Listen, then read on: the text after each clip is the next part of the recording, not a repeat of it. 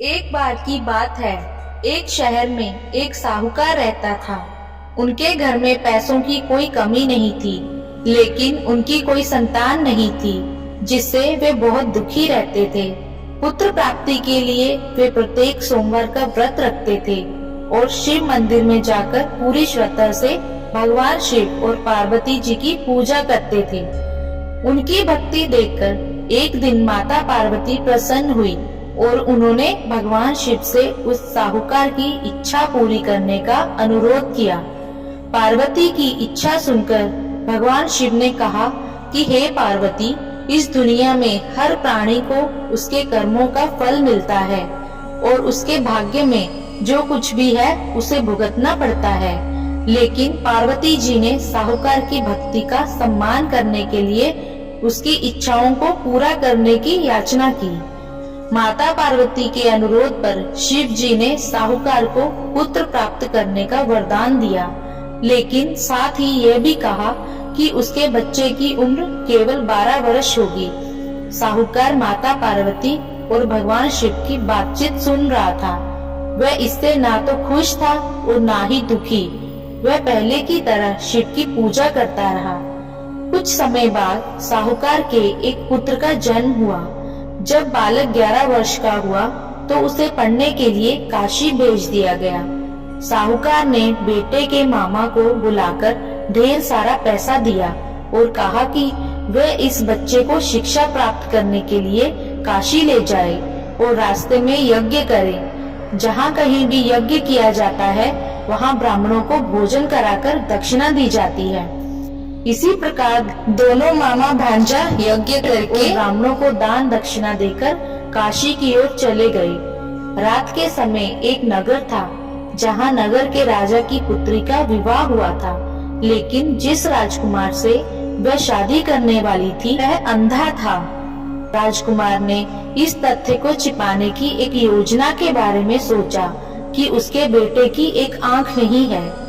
साहूकार के बेटे को देखकर उसके मन में एक विचार आया।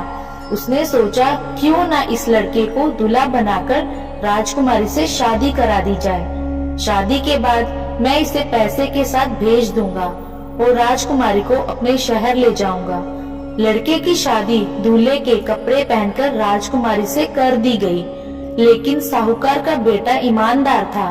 उसे यह उचित नहीं लगा। मौका पाकर उसने राजकुमारी की चुन्नी के किनारे पर लिखा कि तुम्हारी शादी तो मुझसे हो गई है, लेकिन जिस राजकुमार के साथ तुम्हें भेजा जाएगा वह आंख का काना है। मैं काशी पढ़ने जा रहा हूँ। राजकुमारी ने जब चुन्नी पर लिखी बातें पढ़ी तो उसने यह बात अपने माता पिता को बताई। राजा ने अपनी बेटी को विदा नहीं किया, जिससे बारात वापस चली गई। उधर साहूकार का लड़का और उसके मामा काशी पहुँचे और वहाँ जाकर उन्होंने यज्ञ किया। जिस दिन बालक 12 वर्ष का हुआ उस दिन यज्ञ हुआ। लड़के ने अपने मामा से कहा कि मेरी तबीयत ठीक नहीं है। मामा ने कहा कि तुम अंदर जाकर सो जाओ। शिव के वरदान के अनुसार थोड़े ही समय में उस बालक के प्राण निकल गए। मृत भतीजे को देखकर उसके मामा विलाप करने लगे।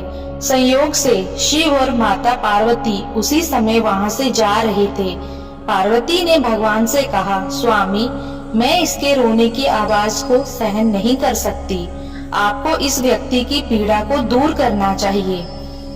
जब शिव मृत बालक के पास गए तो उन्होंने कहा कि यह उसी साहूकार का पुत्र है जिसे मैंने 12 वर्ष की आयु का वरदान दिया था।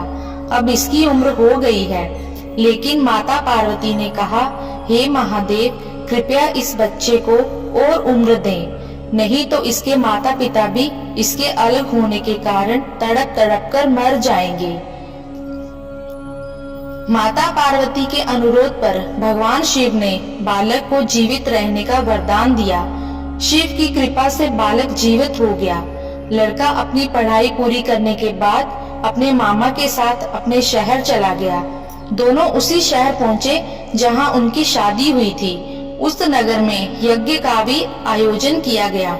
लड़के के ससुर ने उसे पहचान लिया और महल में ले जाकर उसकी देखभाल की और अपनी बेटी को विदा कर दिया। यहाँ साहूकार और उसकी पत्नी भूखे प्यासे अपने बेटे का इंतजार कर रहे थे। उसने कसम खाई थी कि अगर उसे अपने बेटे की मौत की खबर मिली तो वह भी अपनी जान दे देगा।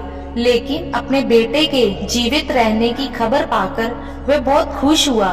उसी रात भगवान शिव ने व्यापारी के सपने में आकर कहा, हे श्रेष्ठी, मैंने सोमवार का व्रत करके और व्रत कथा सुनकर प्रसन्न होकर आपके पुत्र को लंबी आयु दी है। इसी प्रकार जो कोई भी सोमवार का व्रत रखता है या कथा को सुनकर और पढ़ता है, उसके सभी दुख दूर हो जाते हैं और उसकी सभी मनोकामनाएं पूरी होती हैं। ओम नमः शिवाय।